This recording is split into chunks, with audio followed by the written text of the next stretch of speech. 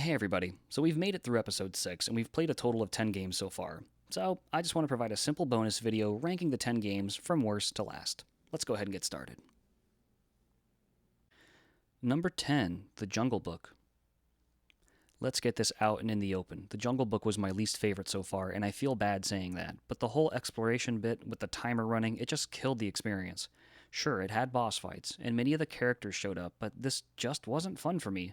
The worst part of all was the crazy disappearing platforms combined with the poor jump mechanics. Number 9, The Lion King.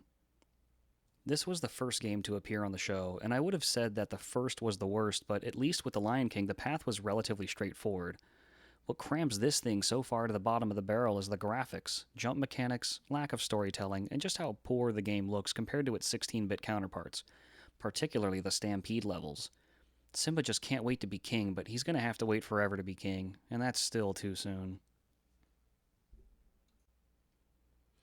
Number 8, Beauty and the Beast. But this one was pretty bad too. Honestly, I kinda wish I could say all 3 of these games were tied for number 10, but that's just lazy. I was particularly offended by 2 difficult jumps and that ridiculous snowball level. Knocking Gaston off the building felt satisfying though, so I have to place this one above the first 2, but just barely. Number 7, Mario's Time Machine.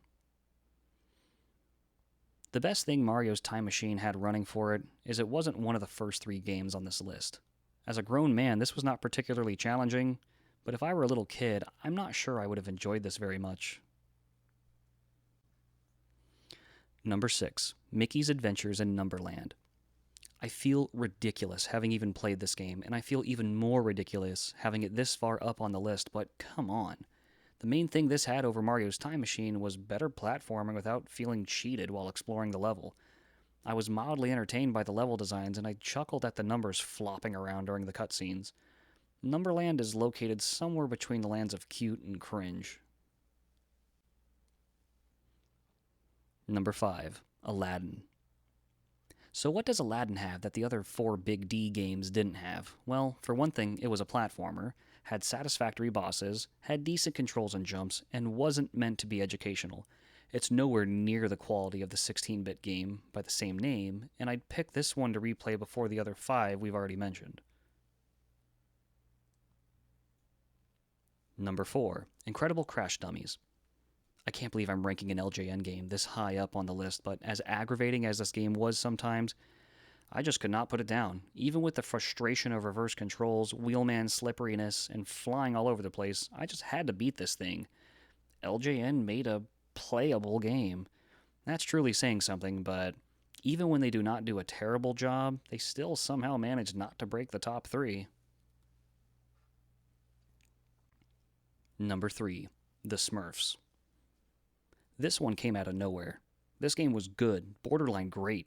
The controls were pretty solid, the music was good, the level designs and types were varied, and even the cheesy bosses were entertaining. My expectations were low because this was another game based on pre-existing IP, and as you should be able to tell by this list so far, that doesn't normally flesh out. But I can see myself playing this one again, and I can easily recommend this one. I might even use the phrase, hidden gem. Number 2, Time Diver Avenger. Or is it Eon Man? This one was cool. It's not as good as the Super Mario Bros., Mega Man's, or Castlevania games, nor does this one have the reputation of being a classic, but it's a fun platformer with unique bosses, and when you screw up, it's your own fault and not the game's fault. I have to recommend this one, even though finding a cartridge is likely to be impossible, but as far as why it's all the way up to number 2, well, it's that song from the game. I liked it so much I just had to put my own spin on it. And now for number 1. Number 1, Wario's Woods. I know Wario's Woods isn't well renowned as a must-play, but out of these first 10 games it certainly deserves the top spot. I know it won't hold this spot forever, but for now it does.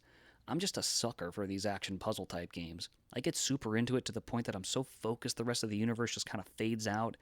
I like to let these games get intense, and out of the first 10 games, this is the only one I found myself playing even after I had already beat it for the episode. Well, That wraps up this video. I'm sure I'll do this again, maybe during or after the next season. Let me know your thoughts on these games, and if you have any personal memories, be sure to include them in the comments section. I want to thank you for watching and subscribing, and I'll see you in the next episode.